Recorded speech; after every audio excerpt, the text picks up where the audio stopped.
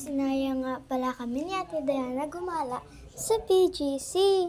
Kasi ako nga pala ang Batang Gala.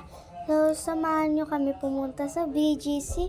Ang ganda nga dito ng view dahil magti-December na. Kaya maganda na ganyan.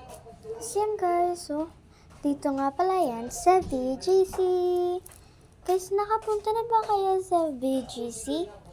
Yan guys, so, ang ganda. Tapos yan, nagagala muna kami. Tapos yan, may fountain nga dyan. At nagpicture nga ako dyan dahil ang gaganda. Tapos yan guys, naglalakad nga muna kami kung saan ako mapupunta. Dahil nagugutom na ako eh. Tapos yan, gala muna. Tapos yan guys, yun dito yung view. Diba ang ganda? Baka BGC yan. Tapos yan nga guys, oh. So, naghahanap kami ng kung saan kami kakain dahil nagugutom na ako. Tapos yan guys, binidyohan ko. Tapos yan, ang lahat ng kainan.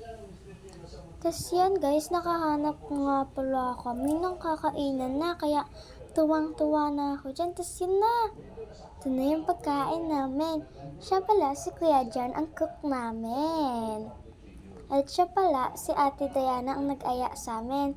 At si Kuya Daniel ang may birthday. Tapos ang tita ko maganda. Tapos ako dyan guys, malungkot na ako dyan. Kasi nagugutom na ako. Wait muna natin kung may maluto na.